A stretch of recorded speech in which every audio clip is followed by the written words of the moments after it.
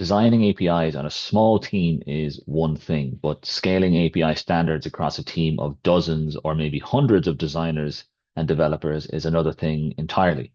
And API governance is more important than ever.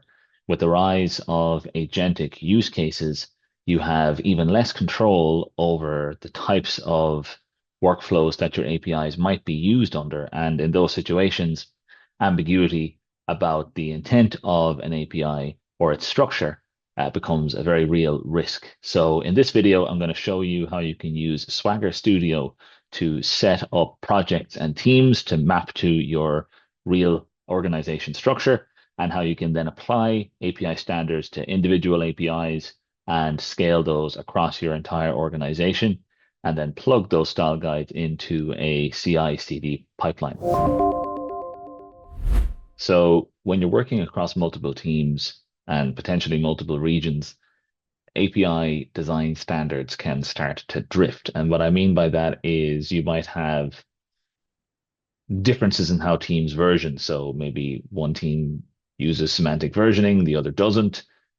You might have differences in the formatting of certain fields in the API definition. So some teams might use snake case, others might use Pascal case, and individually, none of these are catastrophic, but at scale, when you add more users and more APIs, and especially in an agent-driven world, inconsistency can lead to friction. So what we're going to do here is set up an environment where standards aren't optional. And this environment is the organization. So my organization is called SmartBear Bank, and everything in Studio, everything in Swagger really starts at the organization level. This is our control plane. Inside organizations, we can create teams. So I have a customer platform team, I have a payments team. You can create them like so, very simple. And teams let us group users by domain, product line, or responsibility.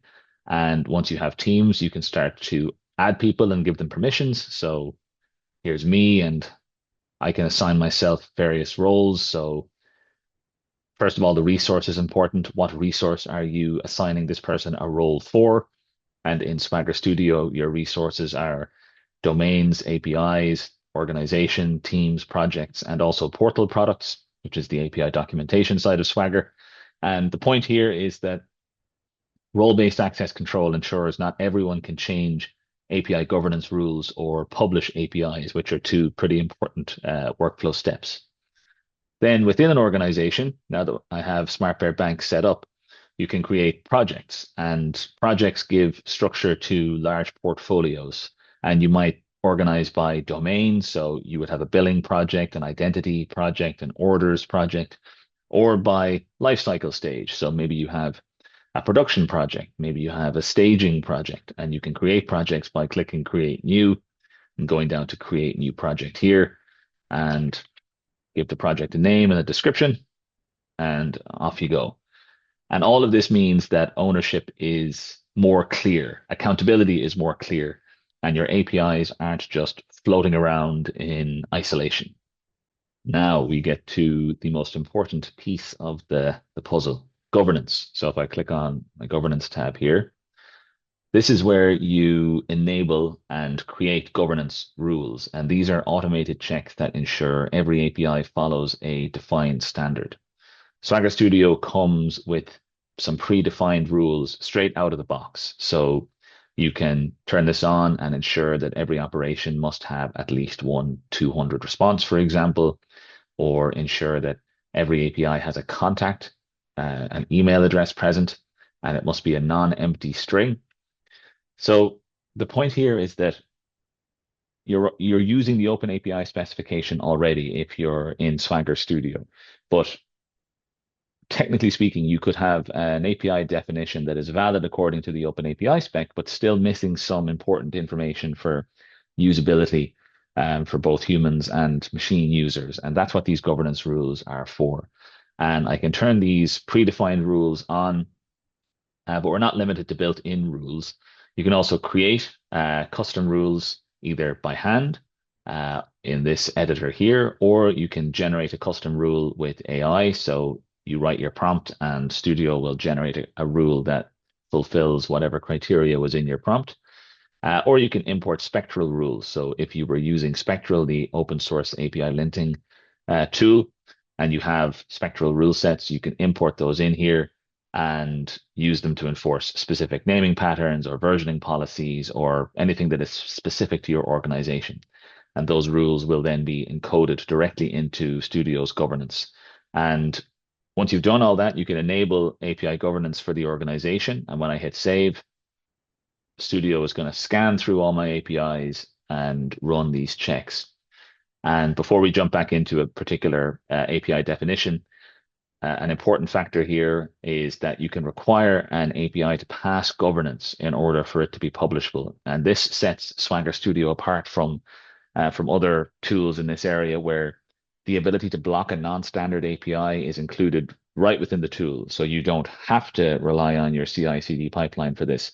You can, as we'll see in a second, but you can impact your workflow meaningfully right from the tool.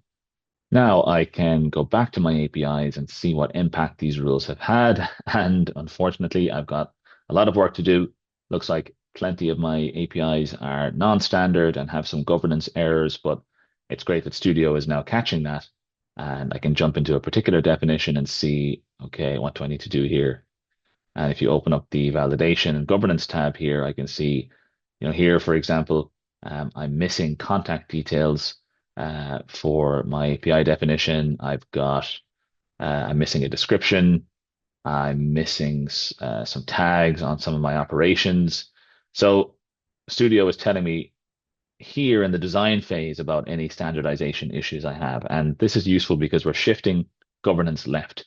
This isn't being caught by a functional test or a manual review of the actual API. These issues are being caught while the API is still in design. And great thing I can do here is I can actually use AI to automatically fix these issues. And the AI in Swagger can now edit the API and fix the errors that the governance rules catch, and makes it really easy for me to go from a non-standard API to something that I can use. So the AI there had added a tag for the area of my definition that didn't have one before. So this is useful because it shifts API governance left, like I said, and you don't have to wait until the API is in production to catch these kinds of issues. And these design checks can scale beyond just the design phase or an individual developer workflow using the Swagger command line interface, and specifically the validate command, which lets you fetch validation errors from Swagger Studio in your CI/CD pipeline. And if an API is seen to have any validation errors, then the task exits with an error code of 1, meaning that you can block a pipeline if there is an invalid API spec that someone or something is attempting to publish. So if the governance rules fail, then the build fails, and that means no manual gatekeeping or relying on someone to remember a checklist. And because this can happen inside a CI/CD pipeline, it scales across potentially dozens or hundreds of repositories. So there you have it. We started with a common challenge for an individual developer or designer, and we used Swagger Studio to build a system that solves the problem at scale. And we solved it using the organizational structure that Studio provides, the centralized governance, and the ability to scale that out using the Swagger command line interface across multiple projects and multiple APIs.